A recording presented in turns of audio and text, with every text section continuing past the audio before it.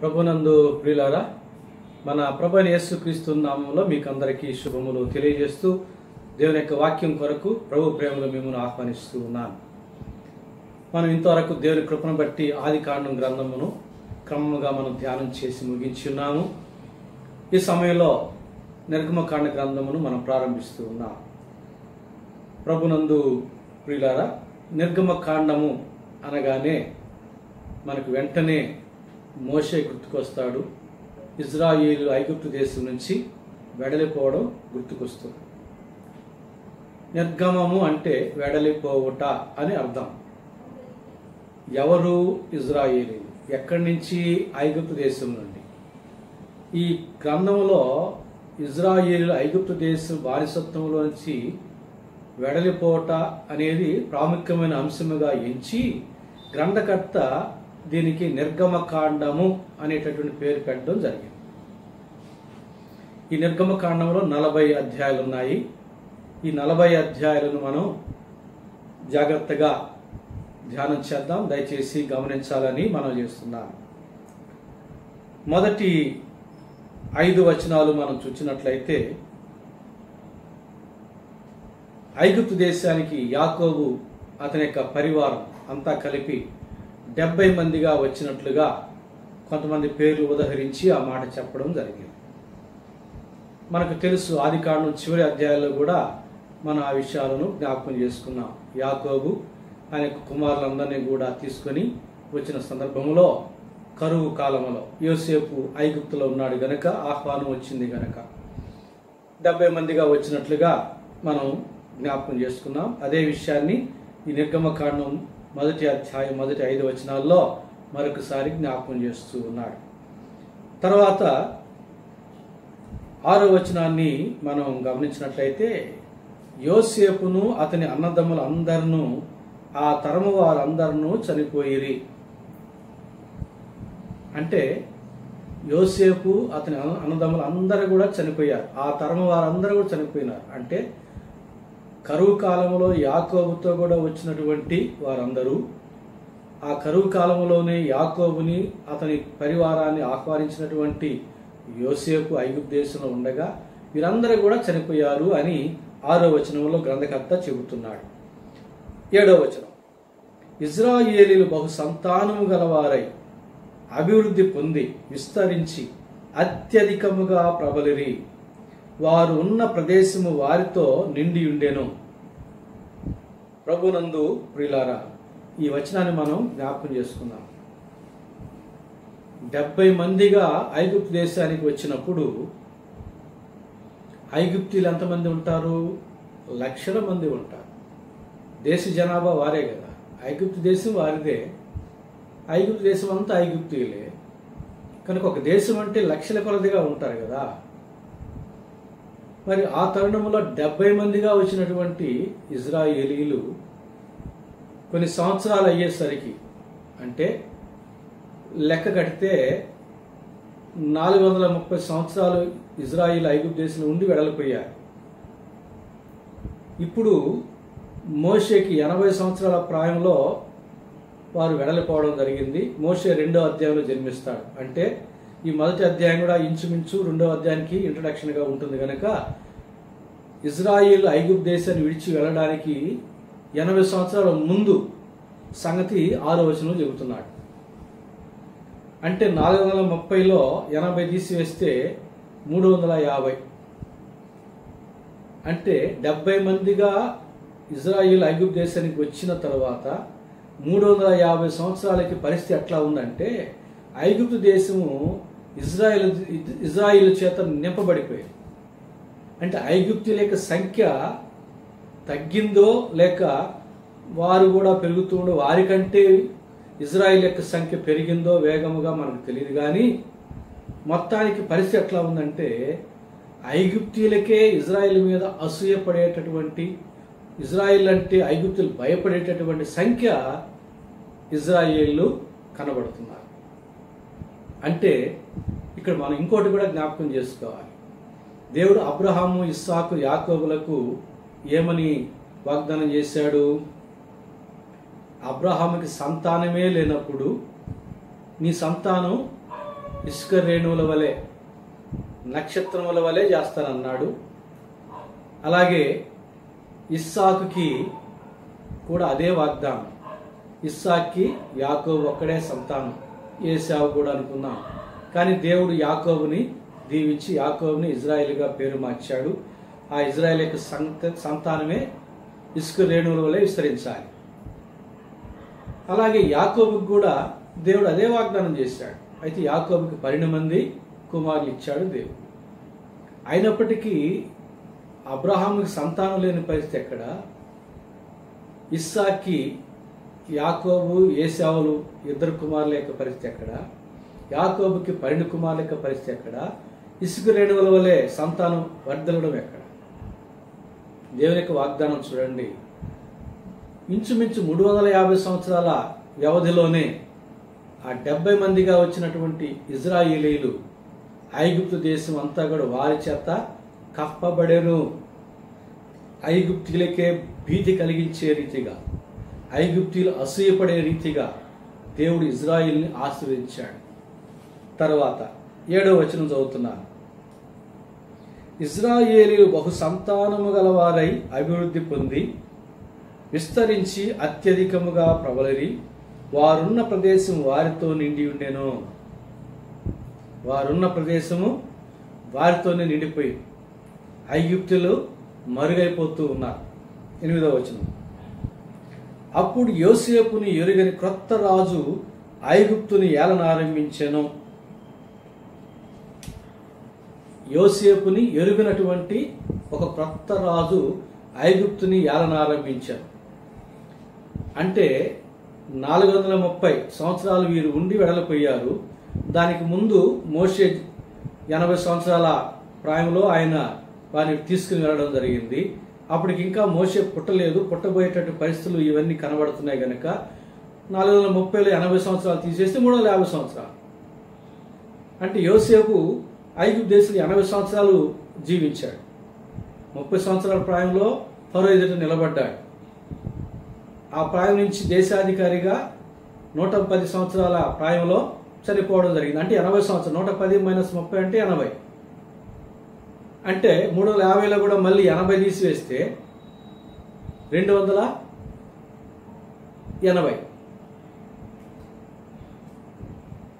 350లో 80 తీసేస్తే 270. 270 సంవత్సరాలకే యోసేపును మర్చిపోయారు. యోసేపు చరిత్ర మర్చిపోయినారు. కరువు కాలంలో కాపాడిన సంగతులు మర్చిపోయినారు. యోసేపుని ఎరుగనటువంటి రాజు ఐగుప్తుని ఏలుతున్న ఆయన కూడా ఫరోనే. ఆయన పేరు కూడా ఫరో అనబడుతుంది. సరే, ఏలనారంభించెను. తర్వాత 9వ వచనం. అతడు తన జనులతో ఇట్ల నేను, ఇదిగో ఇజ్రాయేలు సంతతి అయిన ఈ జనము మనకంటే విస్తారముగాను బలిష్టముగాను ఉన్నది. మనకంటే విస్తారముగా ఉన్నారు, ఒప్పుకుంటున్నాడు. ఐగుప్తీయుల కంటే ఇజ్రాయేలే విస్తారముగా ఉంటున్నారు. మనకంటే వారే బలిష్ఠులుగా ఉంటున్నారు. కాబట్టి వీరు కలిగిన భయం ఏమిటో తెలుసా? 10వ వచనం. వారు విస్తరింపకుండానట్లు మనము వారి ఎడల యుక్తిగా జరిగించుదము రండి. లేని ఎడల యుద్ధము కలుగునప్పుడు కూడా మన శత్రువులతో చేరి మనకు విరోధముగా యుద్ధము చేసి ఈ దేశంలో నుండి వెళ్ళిపోదురేమో అనిను. ఇక్కడ చాలా విషయాలు గమనించాలి. వారి దేశంలో ఉండేటట్టు వారిని చూసుకోరు. పోనీ వారి దేశంలో నుంచి వెళ్ళిపోతారంటే వెళ్ళనివ్వరు. అంటే వీళ్ళ ద్వారా వీళ్ళకి లబ్ధి కావాలి. అందుకు వారికి ప్రతిగా క్షమేమి ఇవ్వరు. ఎంత కఠినమైనటువంటి దాసత్వమో చూడండి. అంటే అబ్రహాంతో దేవుడు చేసిన నిబంధన 3 ఏళ్ల పొట్టేలు, 3 ఏళ్ల మేకపోతు, 3 ఏళ్ల పశువు. ఆదికాండంలో నేను దాన్ని ప్రత్యేకంగా చెప్పాను మీకు. 3 ఏళ్ల పొట్టేలు, 3 ఏళ్ల మేక, 3 సంవత్సరాల పశువు అంటే ప్రత్యేకమైనవి. 3 సంవత్సరాల పొట్టేలు అంటే ముదిరిపోయింది. మందలో సంతానాభివృద్ధి కొరకు దాన్ని ఉంచుతారు. మేకపోతు కూడా 3 సంవత్సరాలు అంటే మందకి కొన్ని మేకపోతుల్ని వదులుతారు, అవి ముదిరిపోతాయి. అలాగే పశువు 3 సంవత్సరాలు అంటే మంచి ఏడాది దూడంటే కోసుకుని తినడానికి పనికి వస్తుంది, 3 సంవత్సరాలు అంటే పొలం పనులకి మంచి మంచి కఠినమైన పనులకి పనికి వస్తాయి. ఆ 3 జంతువులతో బలి అర్పించి ఆ దేవుడు మరి నిబంధన చేయడం జరిగింది కదా. మరి మొదటి ఇజ్రాయేలు ఐగుప్తు దేశానికి వచ్చినప్పటి నుంచి కూడా, ఆ మొదటి కాలం నుంచి కూడా పొట్టేలు సూచించేటువంటి కాలం జరిగిపోయింది. పొట్టేలులాగా ఇజ్రాయేల్ అందరూ గోషేను ప్రాంతంలో ఒక చోట, నేను అప్పుడు చెప్పాను, పొట్టేళ్ళు గొర్రెలు ఒకే చోట మేస్తాయి, గడ్డినే మేస్తాయి, ఒకే చోట ఉంటాయి, అవి చెదరిపోవు. తర్వాత ఇజ్రాయేలీలు మేకపోతు వలె, మేకపోతు అంటే ఏమిటి, అది చెదరిపోతుంది, గడ్డిని ఆ చెట్టు ఆకు ఈ చెట్టు అన్ని ఆకులు తింటుంది, అక్కడ ఇక్కడ చెదిరిపోతాయి. మేకలు మేపే వారికి తెలుసు ఈ విషయం. ఇజ్రాయేళ్లు బాగా విస్తరించిన తర్వాత, సంతానాభివృద్ధి చెందిన తర్వాత వేరువేరు ప్రదేశాల్లో కూడా వారు ఉండడానికి వెళ్ళిపోయారు. అంటే మేకపోతులాగా చెదరిపోయారు దేశం అంతా ఇజ్రాయేళ్లు. అదే కదా ఇక్కడ అంటాడు, మన దేశం వారితో నింపబడి ఉంది అని. ఆ మేకపోతు సూచించే కాలం కూడా జరిగిపోయింది. ఇప్పుడు ఆ పశువు సూచించేటువంటి కాలం వచ్చింది. అంటే పశువులాగా వీరు కఠినమైన ఊడిగం దాసత్వం చేసేటటువంటి కాలం ప్రారంభమైంది. అందుకని యోసేపుని ఎరుగని రాజు పాలనకు వచ్చాడు. ఆయన యుక్తి అంటున్నాడు, యుక్తిగా కాదు, అది కుయుక్తి, చెప్తాను అది కూడా. కాబట్టి ఇజ్రాయెల్ యొక్క సంఖ్యను బట్టి, వారికి ఉన్న బలమును బట్టి వీరు అసూయపడుతూ భయపడుతూ వారికి బలమును తగ్గించడానికి, వారి సంఖ్యను తగ్గించడానికి వీరు మొట్టమొదట చేసినటువంటి ప్రణాళిక ఏమిటంటే యుక్తి అంటున్నాడు, కానీ అది కుయుక్తి. ఏమంటున్నాడు ఇక్కడ రాజు, వారు విస్తరింపకున్నట్లు మనము వారి ఎడల యుక్తిగా జరిగించుదము రండి, లేని ఎడల యుద్ధము కలుగునప్పుడు కూడా మన శత్రువులతో చేరి మనకు విరోధముగా యుద్ధము చేసి ఈ దేశం నుండి వెళ్ళిపోదురేమో అని యుక్తి అంటున్నాడు. ఎవడో కూడా తనకి తెలివితేటలు యుక్తి అంటాడే కానీ కుయుక్తి అని చెప్పుకోడుగా. యుక్తి అంటే అది సమయస్ఫూర్తి, వివేకము, చురుకుదనము అని చెప్పవచ్చు. సమయస్ఫూర్తి అన్నా, వివేకం అనినా, చురుకుదనం అనినా, ఇక యుక్తి అనినా ఒకటే దాని భావాలు. అయితే దాన్ని చెడుగా మనం ఉపయోగించినప్పుడు దాన్ని మనం కుయుక్తి అని చెప్పవచ్చు. ఆదికాండం 3వ అధ్యాయం 1వ వచనం చూస్తే, భూజంతువులన్నిటిలో యుక్తి కలదిగా చెప్పబడినటువంటిది ఏమిటి? సర్పం.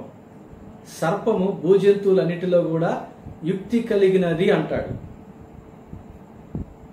అయితే దానిని పౌలు ఏమంటాడంటే, కొరింథీయులకు రాసిన మొదటి పత్రిక 11వ అధ్యాయం 3వ వచనంలో, సర్పము కుయుక్తిగా ఆదామవలను మోసము చేసిన అంటాడు. అంటే సర్పముకున్న యుక్తి కాస్త ఇక్కడ కుయుక్తిగా ఎందుకు మారింది? ఆదికాండం 3వ అధ్యాయం 1వ వచనంలో సర్పము కలిగి ఉన్నది యుక్తి. దేవుడు ఆ సర్పమును సృష్టించినప్పుడు దాన్ని యుక్తి కలిగినదిగా సృష్టించాడు. భూజంతువులు అన్నింటిలో కూడా అదే యుక్తి కలిగినది, అదే సమయస్ఫూర్తి, వివేకము, చురుకుతనం కలిగినటువంటిది. అలాంటి సర్పాన్ని ఇప్పుడు పౌలు ఏమంటున్నాడంటే, మొదటి కొరింథీయులకు రాసిన పత్రిక 11వ అధ్యాయం 3వ వచనంలో కుయుక్తిగా మోసం చేసింది ఆదాము హవ్వలు అంటున్నాడు. ఇంతకీ సర్పముకున్నది యుక్తా కుయుక్త? సర్పముకున్నది యుక్తే, దాన్ని దుర్వినియోగం చేసింది కాబట్టి కుయుక్తిగా చెప్పబడుతున్నది. అలాగే మనకున్న యుక్తి సద్వినియోగం చేసుకుంటే అది యుక్తిగా చెప్పబడుతుంది, దుర్వినియోగం చేసినప్పుడు కుయుక్తిగా చెప్పబడుతుంది. ఇక్కడ ఇజ్రాయేలుకి కీడు చేయడానికి ఒక ఆలోచన చేస్తున్నటువంటి రాజు, మనం యుక్తిగా నడుచుకుందాం రండి అంటాడు.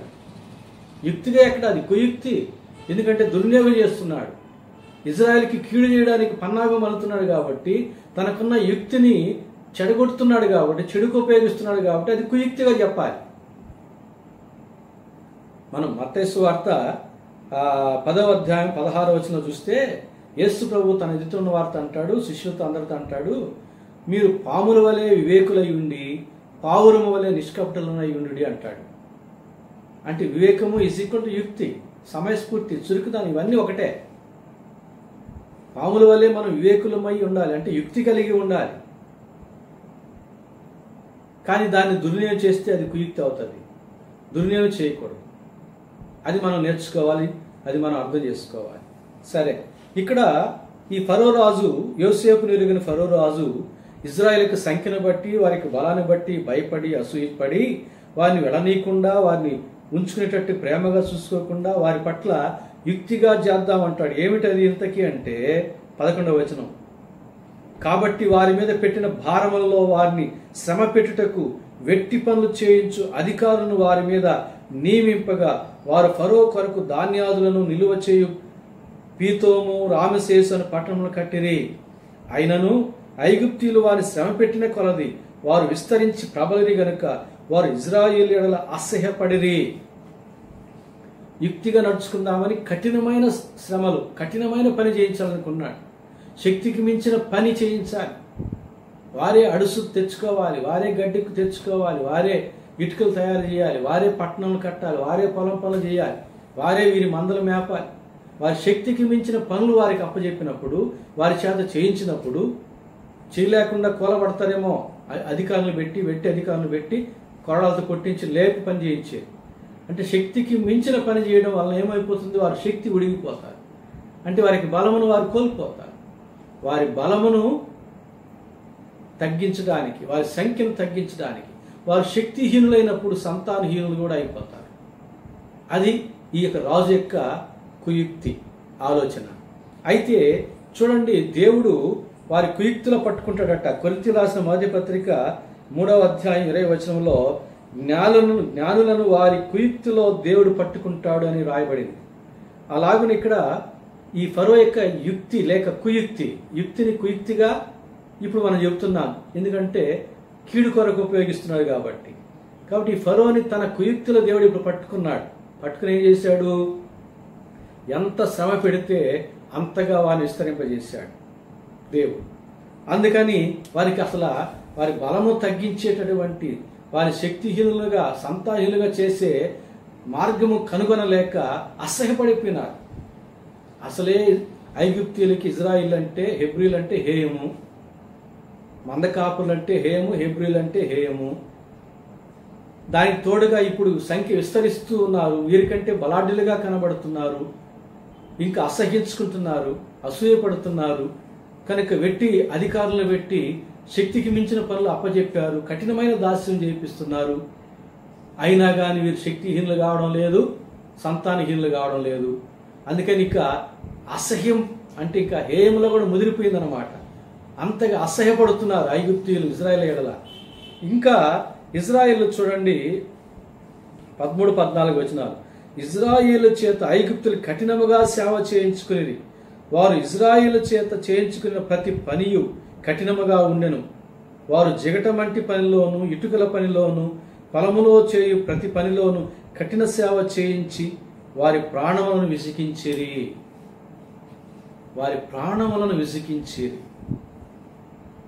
కొంతమంది మనలో పని వాళ్ళ ప్రాణములను విసిగిస్తారు. ఇంత జీతం ఇస్తున్నాము, ఆ పని మనిషికి కాఫీ అంటుంది, టిఫిన్ అంటుంది, డిమాండ్ చేసింది, పని మాట్లాడుకున్నప్పుడు మనం ఇంత ఎందుకు ఇవ్వాలా, ఇచ్చిన దానికి తగిన పని చేయించుకొని వారి ప్రాణం విసిగించే రీతిగా పనులు చేయించుకుంటారు. కొంతకాలం పనులు చేసి మానేస్తారు పనివాడు. మనకు పని చేసేటట్టు వారి ప్రాణమును మనం విసిగించుకోవడం సరికదా. ఎవరి ప్రాణాలను కూడా మనం విసిగించకూడదు. మనం ఏమన్నాడు దేవుడు, మనం పరిచర్య చేయవారముగా ఉండాలి, పరిచర్య చేయించుకునే వారముగా ఉండకూడదు. ఏదో పరిచర్య చేయించుకునేటటువంటి వారముగా దేవుడు మనం దీవిస్తే వారి ప్రాణాలను మనం విసిగించే రీతిగా కూడా చేయకూడదు.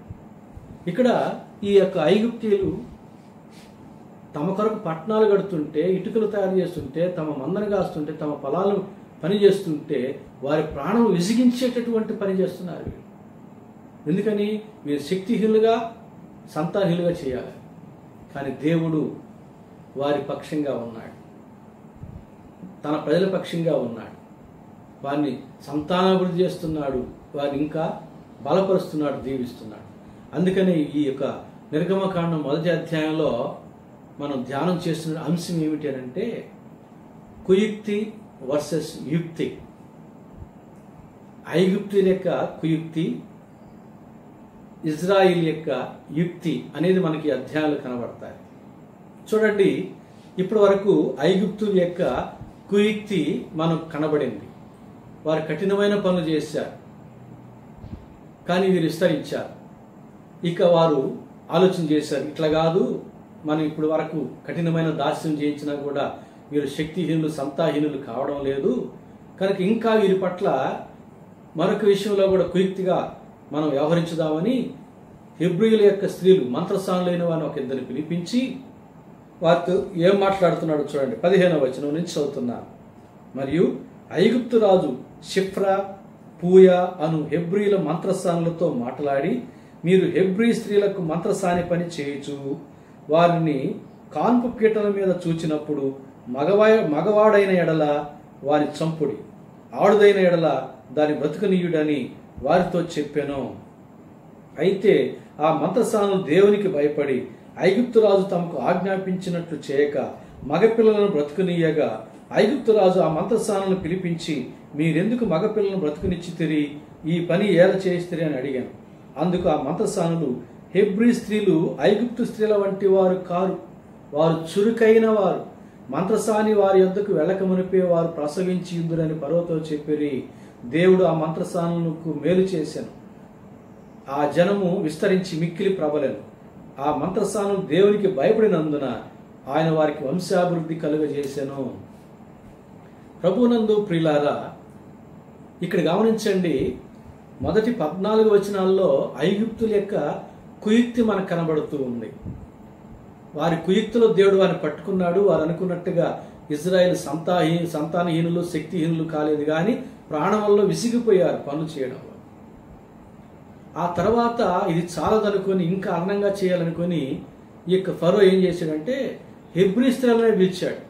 చూడండి, వారి స్త్రీలతో వారికే కీడు చేయడానికి ఎంత కుయుక్తిగా వ్యవహరిస్తున్నాడో చూడండి. అంటే వారికి కీడు చేసేది హెబ్రీ స్త్రీలే అన్నట్టుగా, చేయించేది మాత్రం ఫరో. వారిద్దరిని పిలిచి వారి పేర్లు కూడా చెప్పాడు ఇక్కడ. షిఫ్రా, పూయా అనేటటువంటి హెబ్రీ స్త్రీలు. వారు ఏం చేస్తారు? మంత్రసాని పనులు చేస్తారు. అంటే వారి స్త్రీలు ఏదైనా కాన్పుకు వచ్చినప్పుడు, ప్రసవ నొప్పులు వచ్చినప్పుడు వీరు వెళ్ళి వారికి క్షేమంగా ప్రసవం చేసి వారి దగ్గర ఏదైనా ధాన్యమో డబ్బులో తీసుకుంటారు. ఇప్పుడు కూడా మనం పల్లెల్లో చూస్తాం ఇలాంటి స్త్రీలను. పెద్దవారైనటువంటి వారు, అనుభవం అన్నటువంటి వారు మరి మంత్రసాని పనులు చేస్తారు. వారికి ఎక్కడెక్కడో దూరంగా ఉంటాయి హాస్పిటల్స్ కనుక కొంచెం కొన్ని సందర్భాల్లో కొంతమందికి కాన్పు కష్టం అవుతాయి. అలాంటి సందర్భాల్లో కొన్ని వీళ్ళు నేర్పరితనంగా కొన్ని ఆలోచన చేసి కొన్ని ప్రత్యేకమైన పనులు చేసి మరి చాలా సులభకరంగా, క్షేమకరంగా తల్లి బిడ్డ ప్రాణాలు కాపాడి మరి ప్రసవం చేస్తూ ఉంటారు. వారు ఏదో డబ్బులు లేదా ధాన్యము పల్లెల్లో తీసుకుంటూ ఉంటారు. నేటికి కూడా అక్కడక్కడ కొన్ని పల్లెల్లో ఇలాంటి మంత్రసాని పనులు చేసే వారిని మనం చూడగలుగుతాం. అలాగున వారు ఆ రోజుల్లో వారికి బ్రతుకు తెరువు మంత్రసాని పనే. వారిని పిలిపించి రాజు చెబుతున్నాడు, నేను చెప్తే వింటారు కదా భయపడి అని, ఇదిగో మీ స్త్రీలు, ఐగుప్తు స్త్రీలకు కాదు లేదా అందరికి కాదు, హెబ్రీ స్త్రీలు ప్రసవేదన పడుతున్నప్పుడు, కాన్పుకి వచ్చినప్పుడు మీరు అక్కడికి వెళ్ళి కాన్పు పీటల మీదనే ఆ బిడ్డలు మీరు తీయగానే వారికి తెలియకుండానే మగపిల్ల ఏదైతే చంపేయండి, ఆడపిల్ల అయితే బ్రతకనేయండి అని ఆజ్ఞ ఇచ్చాడు. వీళ్ళు ఏం చేశారు? మేము చేయలేము అని అంటే రాజు కదా, చెరసాల్లో బంధించవచ్చు, శిరచ్ఛేదనం చేయొచ్చు, ఏమైనా చేయొచ్చు. ఆయనకి అధికారానికి అడ్డేముంది. అందుకని వీళ్ళు తెలియగలిగిన వారు కనుక హెబ్రీ స్త్రీలు వీరేం చేశారు? అక్కడి నుంచి సరేనని చెప్పారో లేక మౌనంగా వచ్చారో కానీ మొత్తానికి వచ్చేసారు. సరే అని చెప్పి ఉంటారు, లేదని రాజు పంపించడుగా. సరేనని చెప్పేసి వీరు బయటకు వచ్చారు. సరే, రోజులు గడిచిపోతూ ఉన్నాయి. హెబ్రీ స్త్రీలు మరి ప్రసవిస్తున్నారు, వెళుతున్నారు, చేస్తున్నారు, కానీ చంపడం లేదు. ఎంతమందిని చంపగలరండి? చేతులు ఆడతాయా? ఎంతో ప్రలోభ పెడితే కానీ, ఎంతో ఆశ చూపిస్తే కానీ, ఎంతో భయపెడితే కానీ ఒకరిద్దరిని చంపంటే అది కూడా మనసు చంపుకొని చంపుతారేమో కానీ ఈ హెబ్రీ స్త్రీలు హెబ్రీ స్త్రీలు అందరికి పుట్టే మగబిడ్డలు అంటే వేల కొలదిగా ఉండే వాళ్ళు చంపాలంటే, వీరి జీవితం అంతా చంపుతూనే పోవాలంటే సీరియల్ కిల్లర్స్ లాగా చంపగలరా? ఏ మనిషి యొక్క మనసాక్షిని ఒప్పుకుంటుందా? ఏ మనిషి అయినా చేయగలడా? ఎవరు చేయరా? ఎవరు చేయలేరు. అందులో వీరు దేవునికి భయపడిన వారని రాయబడి ఉంది. దేవునికి భయపడేవారు అస్సలు చేయరు. అందులో తమ సొంత స్త్రీలకి, పరాయి స్త్రీలకు కూడా చేయరు. కనుక వీరు వచ్చారు, కాలం గడిచిపోతుంది, చేయడం లేదు. రాజుగారికి కొంతకాలానికి తెలిసింది హెబ్రీ స్త్రీలు మగపిల్లలను కలిగి ఉన్నారు. మరలా వాళ్ళని పిలిపించాడు. నేను చెప్పిన పని ఎందుకు చేయడం లేదు మీరు? హెబ్రీ స్త్రీలు ప్రసవిస్తున్నారు, మా వాళ్ళకి మగపిల్లలను కలిగి ఉన్నారు, వారి ఇళ్లలో మగపిల్లలు ఉన్నారు, మీరు చెప్పిన తర్వాత పుట్టినటువంటి వాళ్ళు మీరు ఎందుకు ఈ పని చేయలేదని ఆయన గదమాయించి అడుగుతూ ఉన్నాడు. అప్పుడు వీళ్ళు శుతిమెత్తంగా చాలా తెలివిగా ఒక మంచి మాట చెప్పారు. ఏం చెప్పారంటే 19వ వచనంలో ఆ మాటను చూస్తాం. అందుకు ఆ మంత్రసానులు, హెబ్రీ స్త్రీలు ఐగుప్తు స్త్రీల వంటి వారు కారు, వారు చురుకైన వారు, మేము వెళ్ళేసరికి వారు పీటల మీద కని ఉంటారు. అయ్యా, పడ్డాడులే రాజు అనుకున్నారు ఏమో. ఐగుప్తు స్త్రీల వంటి వారు కాదు హెబ్రీ స్త్రీలు, వారు చురుకైన వారు. అంటే ఐగుప్తు స్త్రీలు ఎలాంటి వారని? రాజుగారి పెద్ద భార్య మంచిదండి అంటే అర్థం ఏంటి? రెండో భార్య చెడ్డదనే కదా, మంచిది కాదనే కదా అర్థం. అంటే ఐగుప్తు స్త్రీల వంటి వారు కాదు హెబ్రీ స్త్రీలు, వారు చురుకైన వారు అని అంటున్నారంటే ఐగుప్తు స్త్రీలు చురుకైన వారు కాదనే కదా అర్థం. ఆ మాటకి రాజు నొచ్చుకోవాలి కదా. అది తెలిసి కూడా చెబుతున్నారు ధైర్యంగా. ఎందుకంటే వీరు దేవునికి భయపడేవారు. దేవునికి భయపడేవారు దేనికి భయపడవలసిన పని లేదు, ఎవరికి భయపడవలసిన పని లేదు. మనం దేవునికి భయపడుతూ జీవిస్తుంటే చాలు, దేవుడు మనల్ని కాపాడుకుంటాడు. మనం ఆంధ్ర క్రైస్తవ కీర్తనలో 405వ పాట పాడుకుంటాం కదా, దేవుడే నాకు ఆశ్రయంబు దివ్యమైన దుర్గము అని పాట పాడుకుంటూ, ఏటికింకా వెరవాలి ఎప్పుడు నాకు పండగే, నేను ఎందుకు భయపడాలి? సునామీ రానియండి, యుద్ధం రానియండి, కరువు రానియండి, కరోనా రానియండి, మరి ఏమైనా రానియండి, ఏటికింకా నేను వెరవాలి ఎప్పుడు నాకు పండుగే, ఏమైనా రానియండి, దేవుడు నాకు తోడుగా ఉన్నాడు, దేవుడు నాకు దుర్గమై ఉన్నాడు, ఎప్పుడు నాకు క్షేమమే. బండ సందుల్లో ఎగురు ఓ నా పావురమా. దేవునికి సంఘం క్రీస్తు అనే బండ సందుల్లో సంచరిస్తూ ఉండగా ఆ బండ అయి ఉన్న క్రీస్తు మనల్ని కాపాడుకుంటాడు. యెహోవా నా కాపరి, నాకు లేమి కలుగదు. పచ్చిగల చోట్ల శాంతికరమైన జలయముల యొద్ద ఆయన నన్ను నడిపించువాడు. ఒకవేళ గాఢాంధకారపు లోయలో నేను సంచరించిన పొరపాటునో గ్రహపాటునో, ఆయన దుడ్డికరయు ఆయన దండము నన్ను ఆదరించినగా నన్ను విడిచిపెట్టాడు, నన్ను శిక్షించాడు, ఆదరిస్తాడు. నా శత్రువులు ఎదుట నాకు భోజనం సిద్ధపరుస్తాడు. నా తల నిండి పొర్లుచూ ఉన్నది. కృపాక్షేమములై నా వెంట వచ్చిన ప్రతిదినము చిరకాలము నేను యెహోవా మందిరములో నివాసము చేయుదును. ఎందుకని? యెహోవా నాకు కాపరి. దేవుడు మనకు కాపరి గనక, ఆయన మనకు దుర్గమై ఉన్నాడు గనక ఏటికింకా వెరవాలి, ఎందుకు మనం భయపడాలి? ఎప్పుడు సంతోషంగా సాగిపోదాం. దేవునికి భయపడు. ఈ యొక్క హెబ్రీ స్త్రీలు రాజుకి భయపడడం లేదు. అయ్యా, మీ యొక్క ఐగుప్తు స్త్రీల వంటి వారు కాదు మా హెబ్రీ స్త్రీలు, వారు చురుకైన వారు. చురుకైన వారు అంటే వివేకము కలిగిన వారు. వివేకం అంటే యుక్తి కలిగిన వారు. ఈ అధ్యాయంలో మనం చూడబోయే అంశం ఏమని చెప్పాను? కుయుక్తి వర్సెస్ యుక్తి. ఐగుప్తి లేక కుయుక్తి, హెబ్రీ లేక యుక్తి. ఏది గెలిచింది? యుక్తే గెలిచింది. ఎందుకని? దేవుడు యుక్తి పరుల పక్షంగా ఉన్నాడు, యుక్తి పరుల పక్షంగా కార్యం చేశాడు. కుయుక్తి పరుల పక్షంగా ఉన్నాడు దేవుడు. కనుక ఎప్పుడూ కూడా యుక్తే గెలుస్తుంది, కుయుక్తి గెలవదు. కనుక మనం కుయుక్తిని విడిచిపెడదాం, చెడు తలంపులు విడిచిపెడదాం, కీడు చేయటం మానుకుందాం, అందరి మేలు కోరుకుందాం, చివరికి శత్రువుల యొక్క క్షేమాన్ని కూడా కోరుకుందాం. ప్రతిగా మనము దీవించబడతాం. మీరు చూడండి, ఆ మాట చెప్పారు. అయ్యా, హెబ్రీ స్త్రీలు చురుకైన వారు, యుక్తి కలిగిన వారు గనక మేము వెళ్ళేసరికే వారు ప్రసవించి ఉందరు. ఎందుకని వారు చురుకైన వారుగా ఉండి మంత్రసానుల యొక్క ప్రమేయం లేకుండానే ప్రసవిస్తున్నారు. ఈ మంత్రసానులు వచ్చి వారి సహాయం పొందుకుంటే వారికి ఏదైనా ధాన్యం ఇవ్వాలి, ఏదైనా పైకం ఇవ్వాలి. వారు వచ్చే లోపలే వీరు ప్రసవించేశారంటే వీరికి ఆ యొక్క భారం తగ్గుతుంది కదా. అసలే వీరు ఐగుప్తు దేశంలో బానిసలుగా ఉన్నారు. వీరి చేతులు ఏముంటుంది? ఉండేదేదో వారికి కావాలి కదా. ఆ ఉండే కొద్దిలో ఇంకా మనసానికి ఇవ్వాలంటే కొంచెం కష్టంగానే ఉంటుంది వీరికి. కాబట్టి వారు చురుకైన వారండి, మేము వెళ్ళే లోపలే వారు ప్రసవించేస్తూ ఉన్నారయ్యా, ఇక మేము ఎక్కడ నువ్వు చెప్పినట్టుగా వారి యొక్క మగబిడ్డలను చంపగలం వారికి తెలియకుండా అని వారి యొక్క నిస్సహాయతను చాలా చక్కగా తెలియజేశారు. అందుకు ప్రతిగా చూడండి దేవుడు ఏం చేశాడు వారికి. 20వ వచనం, దేవుడు ఆ మంత్రసానులకు మేలు చేసెను.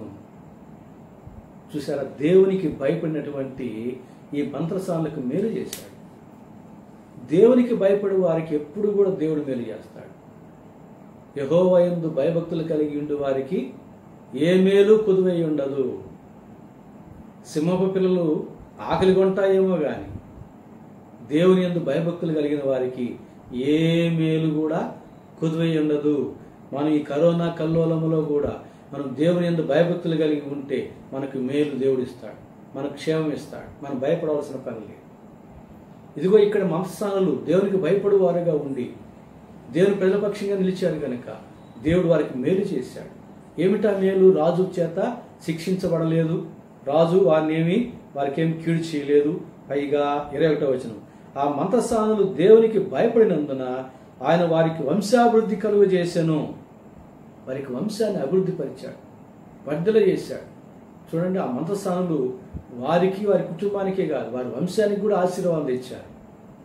అందుకని నిర్గమకాండం 20వ అధ్యాయంలో దేవుడిచ్చిన 10 ఆజ్ఞల్లో ఒక ఆజ్ఞ ఏమిటి?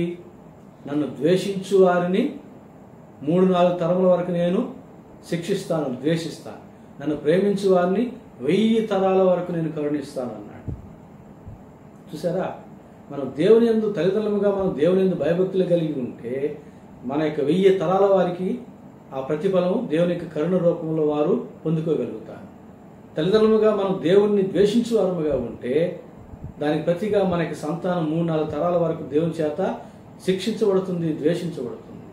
కాబట్టి తల్లిదండ్రులుగా ఉన్న మనం మన కుటుంబానికి మన బిడ్డలకి ఆస్తి సంపాదించకపోయినా ఆశీర్వాదం సంపాదించి ఇస్తే మన కుటుంబాలు మన బిడ్డలు క్షేమంగా సంతోషంగా వర్ధిల్లుతారు.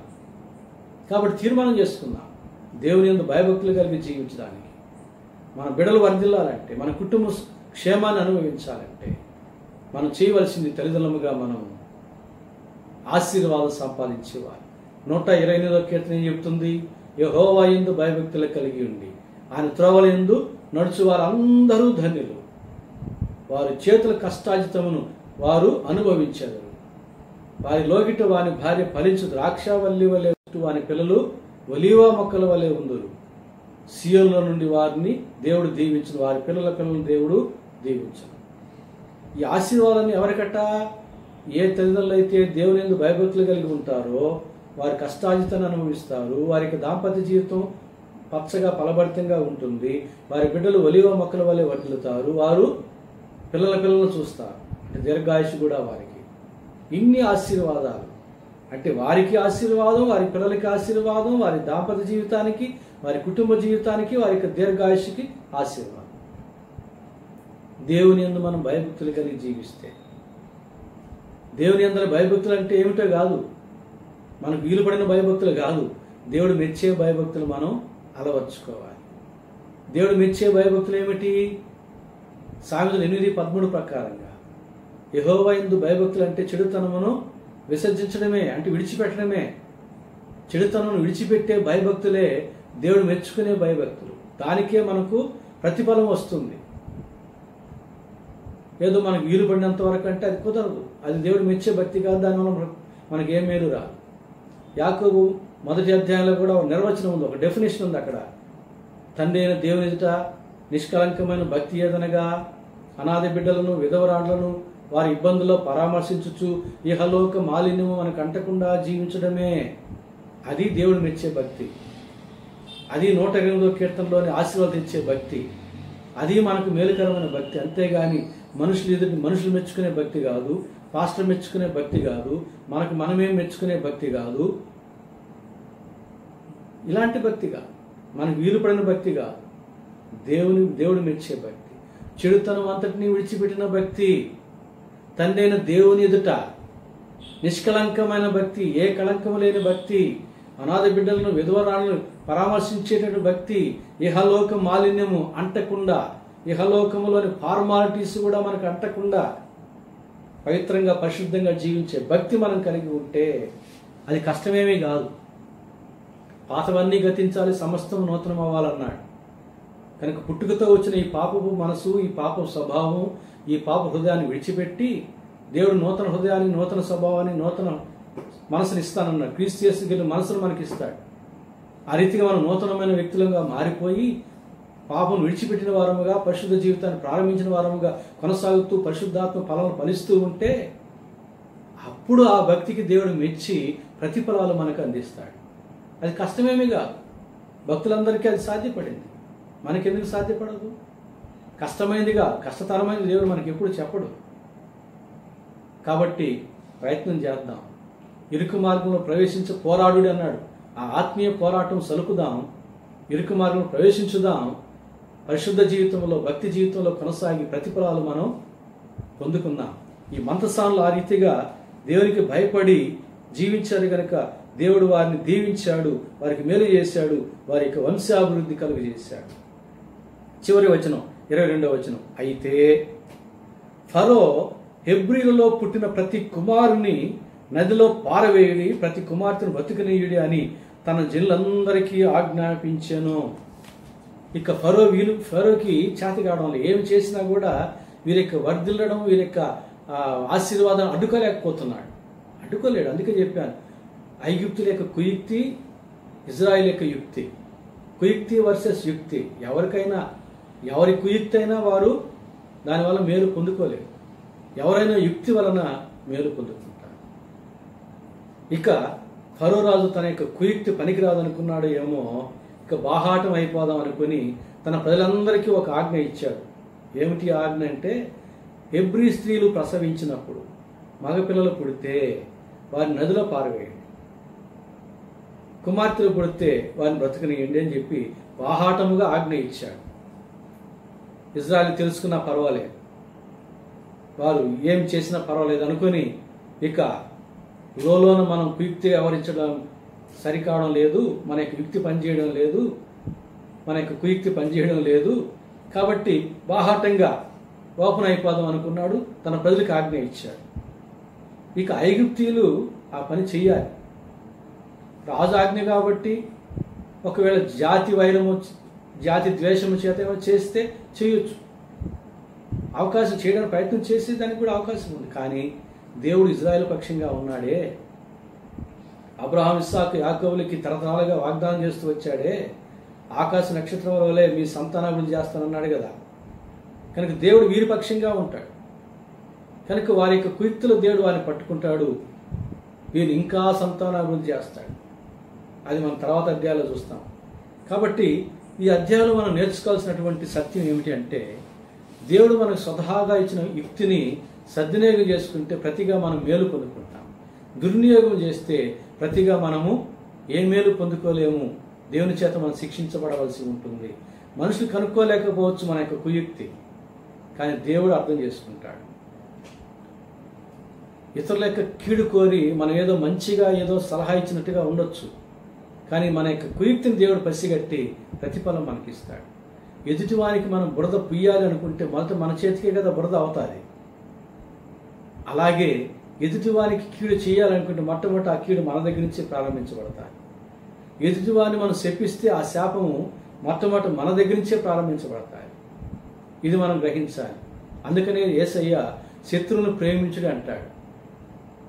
ఎందుకంటే మనకు ఆ కీడు, ఆ శాపం తగలకుండా ఆ ప్రేమ మనం పొందుకోవడానికి. శత్రువుని కూడా, మనం కీడు చేసిన వారిని కూడా మనం ప్రేమించాలి, మనం ద్వేషించే వారిని కూడా మనం ప్రేమించాలి. అంతేగాని మనం ఎవరికి కీడు చేయకూడదు, ఎవరికి కీడు తలపెట్టకూడదు. అసలు చెడు తలపు మనలో ఉండకూడదు. అసలు శత్రువును కూడా ప్రేమించి మేలు చేసే ప్రేమ మనలో మనం కలిగి ఉండాలి. ప్రభునందు ప్రియులారా, యుక్తి వర్సెస్ కుయుక్తి లేక కుయుక్తి వర్సెస్ యుక్తి అనే యొక్క అంశంలో అంతిమంగా యుక్తి గెలిచినట్టుగా చూస్తున్నాం. యుక్తికే మేలు కలిగినట్టుగా చూస్తున్నాం. యుక్తి ఆశ్రయించబడినట్లుగా చూస్తున్నాం. కనుక స్వతహాగా దేవుడు మనకిచ్చిన తెలివిని, జ్ఞానాన్ని సద్వినియోగం చేసుకున్నాం. దేవుని చేత దీవించబడదాం. పరిశుద్ధాత్మ దేవుడు అటు దీవెన, ఆశీర్వాదం మనకందరికీ దయచేయునుగాక. ఆమెన్. ఆమెన్.